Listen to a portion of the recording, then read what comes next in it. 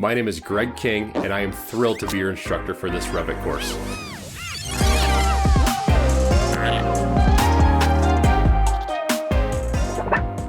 Whether you're an aspiring architect, an engineering professional, or someone who just has a passion for building design, you're in the right place. This powerful building information modeling software is revolutionizing the way that we design, document, and construct our buildings. In this course, we will start with the basics. You'll learn how to navigate the Revit interface, create and modify existing building elements, and produce architectural plans.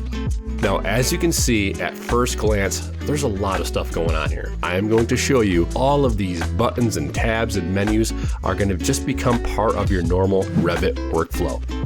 During that exam, it's going to be asking you for some very, very specific values. Look at what the values they're asking for. Chances are you're going to find them in that properties box.